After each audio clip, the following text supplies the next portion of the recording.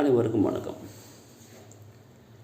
சின்ன வயசில் நம்ம எல்லாருமே பிறந்ததிலிருந்து அந்த ஸ்கூல் பருவத்தில் அப்படிலாம் இருக்கிறப்ப நம்ம எல்லோருமே விவரம் தெரிஞ்சதுக்கப்புறம் கொஞ்சம் ஸ்கூல்லேயே நமக்கு விவரம் தெரிய ஆரம்பிச்சிடும். நம்ம இந்த கடவுளுங்கிற சக்திக்கு நெருக்கமாக இருக்கிறத உணர்வோம். கடவுளை பற்றி தெரிய ஆரம்பித்தோன்னு இந்த வீட்டில் சொல்லிக் கொடுப்பாங்களே, சாமின்னு ஒன்று இருக்குது, சின்ன வயசில் சொல்லிக் கொடுப்பாங்க. மேக்ஸிமம் அதை நம்ம ஒரு சின்ன ஒரு 4th 3rd படிக்கிறப்பே கடவுளை கொஞ்சம் நெருக்கமாக நம்ம இருக்க உணர ஆரம்பிச்சிடுவோம். கடவுளுக்கு விசுவாசமாக இருப்போம். ஏன்னா பெரியவங்க சொல்லுவாங்க, தப்பான காரியங்களை செஞ்சோம்னா கடவுள் கண்ணை குத்திடுவார். கண்ணு தானே முக்கியம் ஒரு குழந்தைக்கு, நம்ம எல்லாருக்குமே புலன்களில் முக்கியமானதாச்சு. கடவுள் கண்ணை குத்தமாக இருக்கணும் அப்படின்ட்டு நம்ம கடவுளுக்கு தெரியாமல் எதையும் செய்யக்கூடாதுன்னு எதையுமே செய்ய மாட்டோம், எந்த விதமான தவறான பழக்கங்களும். அப்புறம் வயசாக உணர்ச்சிங்கிற ஒரு விஷயத்துக்கு நம்ம அடிமையாக ஆரம்பிப்போம். ஏன்னா நம்மளோட ஒருத்தங்க நல்லா படிப்பாங்க, நம்ம கம்மியாக படிக்கலாம். ஸோ அவனை எப்படி கெடுக்கிறது, அவனை எப்படி நம்ம மூளையால் படித்து ஜெயிக்கிறதுன்னு பார்ப்பாங்க.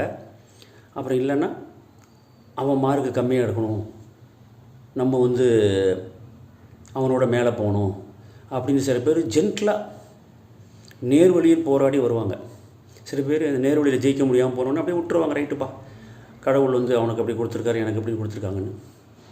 சில பேர் நேர்வழியில் ஜெயிக்க முடியாமல் நிறைய உள்ளடி வேலையை பார்ப்பாங்க. ஷார்ட்கட்டில் அவனை எப்படி கவுக்கிறது, அவனை எப்படி படிக்க விடாமல் அவனை கெடுக்கிறது, எப்படி அவனை டைவெர்ட் பண்ணுறது, படிப்பை விட்டு அவனை வேறு எங்கேயும் கூட்டு போய் எப்படி கெடுக்கிறது. நம்மளை மாதிரி நம்ம விளையாடிட்டு ஊர் சுற்றிட்டு படிக்காமல் இருக்கிறோமே, அதே மாதிரி அவனுக்கும் ஊர் சுற்றுற பழக்கத்தை ஏற்படுத்துறது, படிக்காமல் வேறு எங்கெங்கேயோ சுற்றி படம் பார்க்குறது, இப்படிங்கிற கேரக்டரை உருவாக்க பார்ப்பாங்க.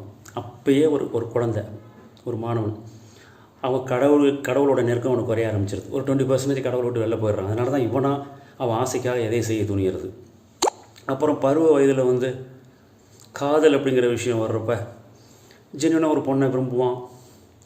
அந்த பொண்ணை விரும்பிடுச்சுன்னா முடிஞ்சு போச்சு. விரும்பலைன்னா சரி, அந்த பொண்ணு விரும்பலன்னு சில பேர் போயிடுவாங்க. அந்த பொண்ணு விரும்பி விட்டால் அது வேறு கதை. விரும்பலைங்கிறப்ப சரி, அந்த பொண்ணுக்கு பிடிக்கலன்னு போராடிட்டு ஒதுங்கிடுவாங்க. அது இன்னொரு கதை. எப்படினாலும் ஷார்ட்கட்டில் அந்த பொண்ணை அடையணும் அப்படின்னு ஒரு கேரக்டர் வரும். அந்த பொண்ணை விரும்புறதுங்கிறது நேச்சுரல் லவ். சரி, பொண்ணுக்கு பிடிக்கல ஒதுங்கிறதுங்கிறது அது லவ். அப்போ கடவுளுக்கு நெருக்கமாக தான் இருப்பான். அந்த பொண்ணை எப்படியாச்சும் அடையணும், எனக்கு என்ன வழி வேணாலும் பண்ணணும்னு யோசிக்கிறானே, அப்போ கடவுளை விட்டு அவன் தூரம் போயிடுறான். இதே மாதிரி தான் ஒவ்வொரு என்னைக்கு தன்னுடைய ஆசைக்காக, தன் சுயநலத்திற்காக அவன்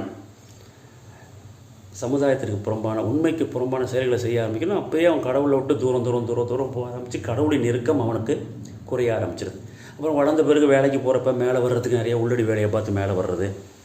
அப்புறம் நிறைய சம்பாரித்தவொடனே கவர்மெண்ட்டை ஏமாற்றி பணத்தை பதுக்கி, சொசைட்டிக்கு கிடைக்க வேண்டியதெல்லாம் கிடைக்க விடாமல் பெரிய கருப்பு பணத்தை பதுக்கி நான் வாழணும் என் தலைமுறை வாழணும்னு பதுக்கிறது.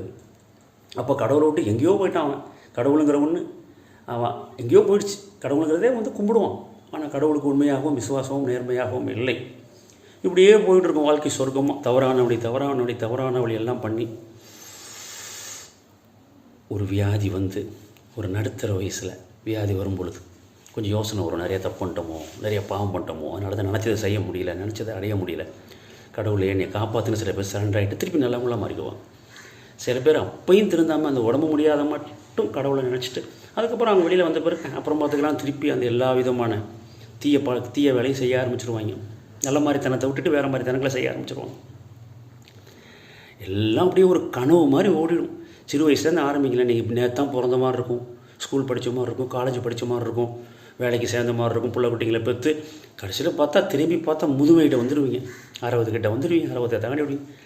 அப்போ தான் வியாதி, மூச்சு விட கொஞ்சம் கஷ்டமாக இருக்கும், வேகமாக நடக்க கஷ்டமாக இருக்கும், எந்த செயலையும் டக்குன்னு நம்ம நினைக்கிற மாதிரி செய்ய முடியாது. அப்போ தான் பயம் வரும். அப்போயும் சில பேர் காசு நிறையா இருக்கிறப்ப டாக்டர்ஸ் இருக்காங்க, நமக்கு இவ்வளோ வேலையாட்கள் இருக்காங்க அப்படின்னு அவங்கள வச்சு எல்லாம் மூலமாக எல்லா தீய வேலைகளையும் செஞ்சுக்கிட்டு தான் இருப்பாங்க. தீய செயல்களை செய்வதை நிறுத்த மாட்டார்கள். சில பேர் திருந்துவாங்க, கொஞ்சம் திருந்தணும் கடவுளை பார்த்துன்ட்டு.